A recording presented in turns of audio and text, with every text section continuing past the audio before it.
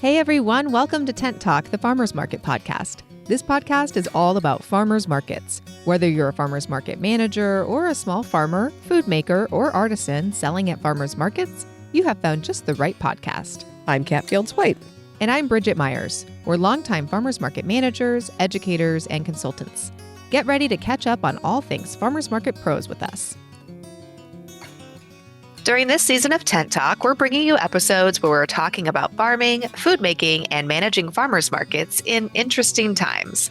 Let's talk about the challenges and the opportunities to survive and thrive in 2025 and beyond. Today's episode of Tent Talk, the Farmers Market podcast, is supported by Vendor 101, helping small farmers and food makers launch successfully at farmers markets. You know how to farm, and you know how to bake. Let Vendor 101 make sure you know how to show a profit for all your hard work. If you're just getting ready to start your farmers market business, or if you recently started operating in markets and would like to brush up on your operations knowledge, this is the class for you. Market managers can reduce time spent answering prospective vendors' inquiries and help new farmers and vendors get off to a good start by connecting them with Vendor 101. Register today by clicking the Vendor 101 logo on the homepage at farmersmarketpros.com. Well, welcome back to Tent Talk, everyone. As the world gets curiouser and curiouser, as Alice in Wonderland would say, we're over here feeling pretty fortunate that our own economy and community are centered around farmers markets. No kidding. I'm definitely concentrating on the last half of that old Think Globally, Act Locally slogan. Global and even national issues seem pretty out of control most days. We're still keeping up on the news and advocating for farmers and markets at the federal level where we can. But we're really focusing on how important it is to leverage our effect on local and even personal food systems and economies.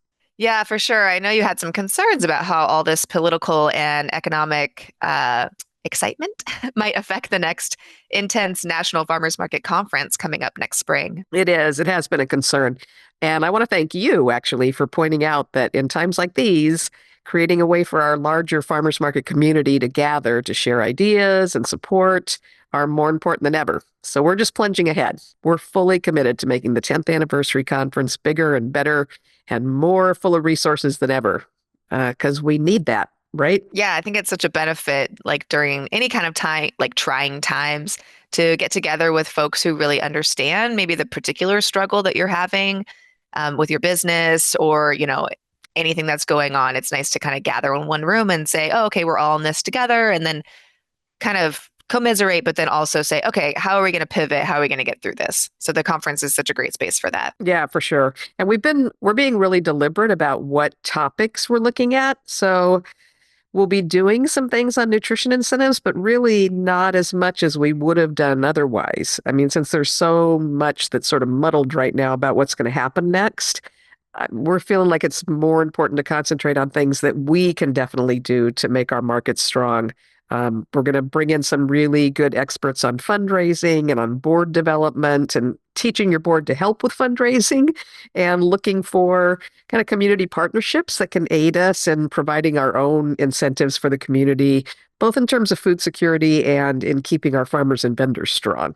So I think the whole kind of world situation, the U.S. situation, is really changing how we're looking at curating the topics and the workshops and the amount of networking time that we want to have, because that time where we're just together and talking is so important. Definitely. I think that's kind of a session in itself, is just those times that we get together and be able to talk to each other. We can kind of give each other tips and kind of, like those like micro presentations that we're doing when we're just talking to each other. So kind of hearing each other out and getting tips from just seeing who's doing what at their market and how to implement that at our own market. I think that's so valuable. I think so too.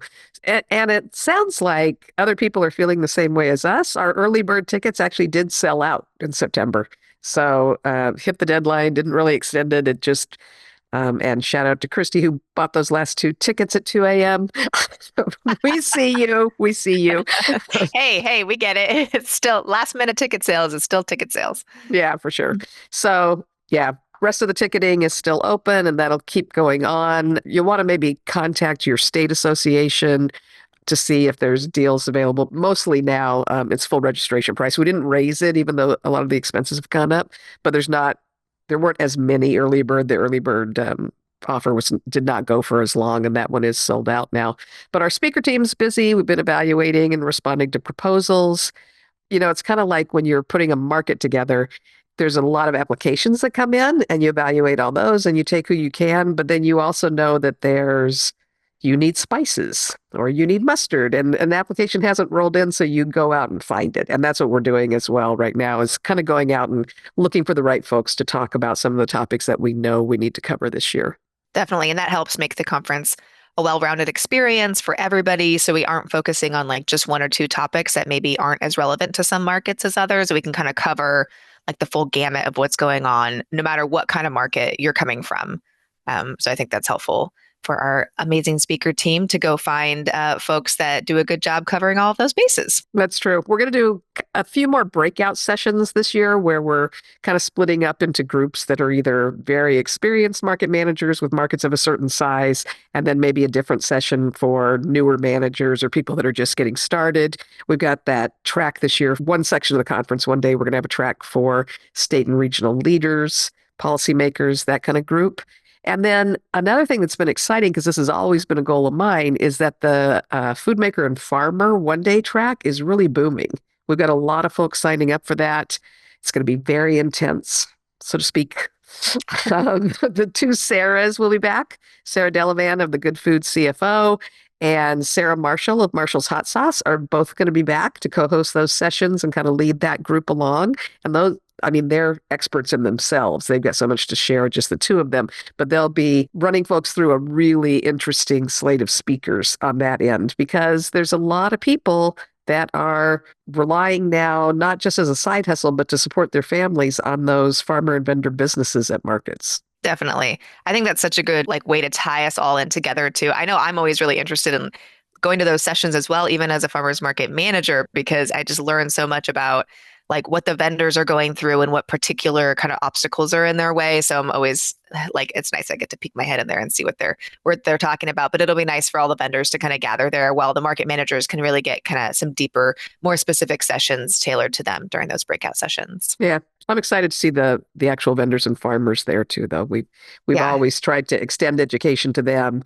They're super busy. A lot of time they're smaller organizations, so it's tougher for them to come to a 3-day conference. But that one-day track seems to have kind of solved some of that. Yeah, it was so great to have that happening on the Monday of our conference schedule last year. And we got to see a lot of our vendors that are local here, but then also some folks who came in from around the country and got to experience that as well. So great time. Yeah. Nice to bring that back. And I'm excited for the Sarahs to be back in the sphere with us at our 10th anniversary of this conference. Really looking forward to it. And yeah, and I think that kind of leads into something we're going to talk about today is the increase in vendor applications and Vendor 101 registrations, which is our vendor class that we teach online for folks that are looking to become vendors at the market. And this has happened every time we've had a major economic downturn, or I don't want to say every time we've had a pandemic. At one time when we had a worldwide pandemic, that time, every time we have kind of a big unsettling period, we seem to see upticks in new businesses.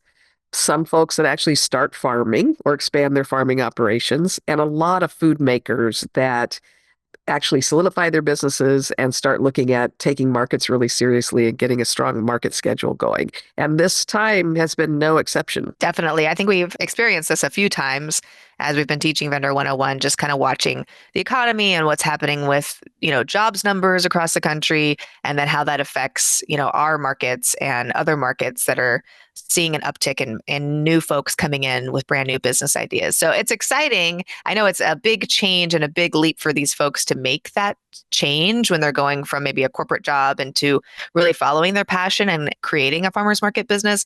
But as a market operator, it's really exciting to see that because we get to see all sorts of new businesses kind of come from these creative folks that have been like thinking about these ideas for years and bringing them to market. So, it's fun for us, although it's a lot of like kind of like hand holding and teaching and mentoring and things like that. But that's all part of the job. But that is definitely, I do see that myself happening right now. I mean, you don't want to wish layoffs on people, but so many people have been laid off right now from government jobs or from large corporate jobs for various reasons.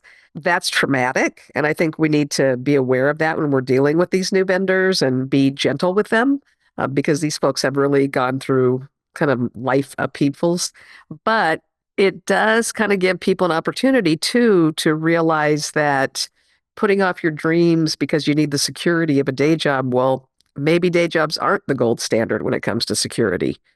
And sometimes in this type of position, you end up with a severance package that can actually help you move forward with that idea that you've been percolating on weekends and evenings and scribbling on napkins and wishing that you could get out of the daily grind and start your own business. Sometimes you have the economic power then to do that. Exactly. Yeah, I think I mean, that is kind of the nice part about seeing folks like that kind of make their way into farmers markets is that they seem there's like they're anxious because it's a big change and sometimes if they're laid off from a job that they thought they were going to have until retirement, that's obviously super traumatic for them and they're going through a lot. But then they get to kind of find this happiness doing something that they're passionate about. And it's nice to see them make that segue into the farmers market space or small food business space, and kind of follow that passion of theirs. And maybe they were feeling burnt out at their job. Maybe they were really working so many hours and not being able to enjoy parts of their life that they wanted to. Quality of life wasn't there, and they can find creating their own business that they are have more control over, and that they get to kind of use their passion to create and sustain at the market. So it's nice to see. Yeah, and I think a lot of these folks that we're hearing from, they're not necessarily going from a government job or a corporate job full time into full time farmers market business operation, because that's a big jump. That's two really different kinds of mindset and really different kinds of lifestyles. But I think a lot of them are taking other day jobs that may be sort of less high pressure, maybe not something that's been in their main career path all these years. And so it's something new and that they're maybe not quite as invested in. They're doing a good job, but they have some brain space and some time for a side hustle. And so they're able to combine those new, maybe slightly less demanding jobs with taking the time to launch that spice business or launch that business where they're making that recipe that their aunt always made that everybody thought she should sell, and now they get to carry on with that dream. Definitely, definitely. Yeah, a little more control over their own destinies. And maybe they're taking their skills that they had at their corporate job or their government job and using that to do more like contract work where their schedule can be more flexible. So then that allows for some time in their schedule to be a part of farmers market. So that's always great to see. I know I've seen that happen. I have some longtime vendors that have been in my market for a long time that did that years ago. And they just do contract work and then they do the farmers market kind of on the weekends and they love it. And they said they seem happier and they get a little more control over their schedule, which is always a good thing. Yeah, we see a lot of that. And sometimes what that leads to is what starts out as a side hustle eventually consumes their whole income structure and they find that they're getting more satisfaction. And as they go along, they learn how to make things more profitable. They increase their margins. And it turns out that that actually turns into their full-time thing. So that side hustle can develop. I think a lot of people, though, like that cushion of having at least some kind of contract work or a day job, even if it's part-time, just to give them a little cushion as they ease into the self-employment style. Definitely. I think especially in times like this, all of us want to think about diversifying our income streams, right? Even farmers market operators, I'm thinking like, okay, I'm going to do maybe a couple extra special events just because you never know. And you want to make sure that you have something else to do if something else is not going very well. So kind of, I think vendors can think that way too. They can have their contract job and then they can also have their farmers market business that's happening. And then if that ramps up and they can turn that into something that's more sustainable and, maybe wholesale and farmers markets or take it in whatever direction that they want to. I think that's helpful, making them feel secure about where their income's coming from. Yeah, I think so too. So managers, keep an eye out for an uptick in vendor applications. This might be the time if you've been considering expanding your market season. This might be a good time to do that. There's more people that are coming in. They're looking for a way to build their lives around the local economy rather than some bigger abstract thing. So this would be a good time to think about, maybe stretching that season a month or two and seeing if you've got the demand from local farmers and local vendors to keep it going. I can just about guarantee you that you have the demand from shoppers. There just is no lack of demand from shoppers for more farmers markets. The trick, of course, always is to have enough farmers, have enough vendors. And this is a time when that population's growing. So you really want to think about providing opportunities for those folks and also ramp up anything that you can do in terms of new vendor training, onboarding, orientation, ways to get people into the culture of your farmers market. Definitely. That's I think it's key because what you want to do also is help these folks kind of start off on the right foot because you don't want them to start not knowing what they're doing, being confused, maybe missing, some key items and then kind of not succeeding at the farmers market and having to start all over again. So give them, a hand as they start up. And then, I mean, if and also we're all stretched thin as well. So check out like what your state farmers market association offers. Look for other training opportunities. Suggest Vendor 101. It's a good, I mean, not to plug ourselves, but there's a good feasibility section built in, and that's really crucial. And not everyone is cut out for self-employment, and you don't want folks to pile, business failure on top of a layoff. That would be Oh, extra sad face. that's right. Yeah. Yeah. So, I mean, giving them as much help as you can, even if you don't have your own time to spend, like walking them through everything, there's a ton of resources that you probably have easier access to than someone that's just starting in this space. So try to gather those things and be able to provide, access to tips and tricks and classes. And, maybe there's like a business association or, definitely a state farmers market association that is in the business of helping folks like that. So kind of point them in the right direction. Yeah, there's some other resources out there. I mean, look at things like SCORE, that's the Service Corps of Retired Executives. I know that we've had a lot of vendors that have worked with them just to learn small business budgeting and some of the basics. The small business development centers, a lot of cities have those available, and that's a good one. And if you're talking to people that are maybe had a tiny side hustle as a farmer and they're trying to expand that, your ag extension, your local ag extension groups, probably through your county or your state, that can be really helpful for those folks in terms of, again, business skills.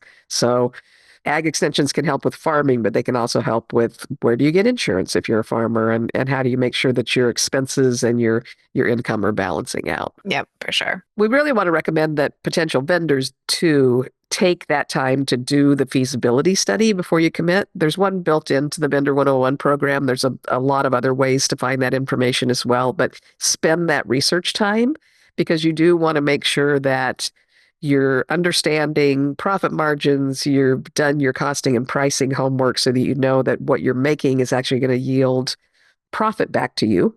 I mean, sure, it's a rough time. You might be laid off from work, but you still don't want to just be out there peddling a hobby. You want to make sure that this is going to pay you. You're going to need income in the long run here. So there's a lot of ways to get that. Get out and look at your local farmers markets and see what the needs might be in your area. Take your own grocery shopping list. Head to that market. See what's missing. What can't you buy there? What are you going to have to head back to the grocery store for? Maybe that's something that you can develop as a business. Differentiation counts. You want to make sure that whatever you're offering is different than any other category that's already saturating the market. So those are important things. And then there's a lot of other experts out there. Definitely like the Good Food CFO. They offer a lot of information about profit margins and making sure that you're costing everything correctly, which is really key, especially when you're first starting up, because those costs, if they're off balance, that can really put you in the hole quickly. So kind of starting off on the right foot there is really important. Just do your costing and pricing homework. Take a look at what other folks are charging for things, write all of that stuff down, make some scenarios of what a market day might look like and what are your goals that you need to reach to make sure that you're bringing in a profit when you're participating in a market, and then recognizing how long that buildup is going to take when you're a new vendor coming into an established market space. So smart. There's some good private groups and things online too. There's a marketing for farmers group I know on Facebook, and then there's another one that's for cottage food businesses. We'll list those in our show notes so that you know where to find those folks. It can be really helpful to learn from your peers, to kind of do a comparison and say, hey, what did you sell the first day that you were out? Should I consider this a success or do I need to change something up? This is how my business is going. How does your business go? It's so valuable to learn from the people around you who are in the same business. Yeah, for sure. Yeah, I think it's just important point to make that when we say this happens during every major downturn, it's a good reminder that this isn't the first crisis that we've navigated. Definitely, as business operators, as farmers markets, as just citizens of the world, and there's been these kinds of economic and cultural problems before at various levels. And the good news is that things tend to come back. Right? It's a pendulum. It So is. the swings are really tough, and they're more tough for certain groups of folks on any given situation. So, but I mean, I think just recognizing that they tend to swing back the other way eventually. And so if we can kind of hang on and pivot and stay positive and work through it, you can make it through it. I think that's a good thing to point out that this is affecting some groups more than others. I mean, the sort of intentional downturn in equitable opportunities and diversity being a priority, that doesn't have to apply to us. We can still put a concentration, put a priority on diversity and equity and inclusion in our markets. Mhm. That's the good news for us. We're local. We're super local. We are not government employees, and we don't have to go by those policies. So there. Can't tell us what to do. So there. That's right. We're the boss of us, That's right. pretty much. Yeah. So while we are experiencing, I mean, as you say, we are experiencing some real crises, but in life, in civilization, it is also a pendulum. Things do swing in the wrong direction and then they come back in the right direction with a little help from all of us. We do need to stand up and contribute to that, but it will, I have faith, it will come back around. Things will get better economically, in terms of civility, our cultural norms will come back around. People are basically good. I try to believe. I think that it will come back around. And like after peak COVID, a lot of people's farmers markets continued to thrive. We got that big boost during COVID because it was scary to go to grocery stores and people wanted to be outside and food chains were broken. And we got a big boost there, and a lot of it stuck. I mean, farmers markets as a whole have done better since then because people became more aware of us. And I think that throughout this, we will end up with more vendors and hopefully more farmers during this period of unrest. We might need more markets, so be thinking about exploring the feasibility of that as well.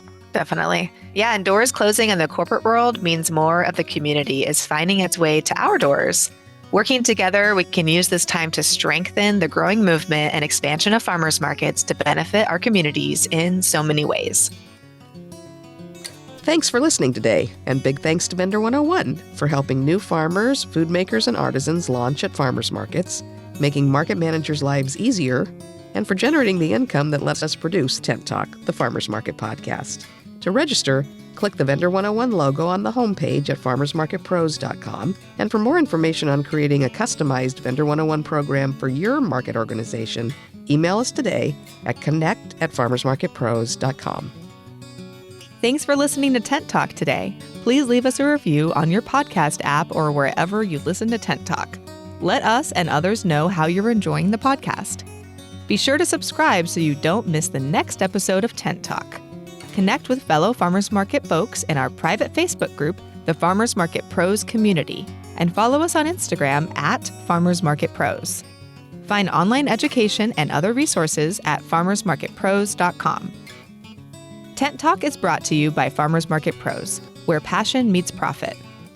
Tent Talk is hosted by Kat Fields White and Bridget Myers and produced by Leandra Hayes, with original music by David Mead. Tune in next week for another great episode.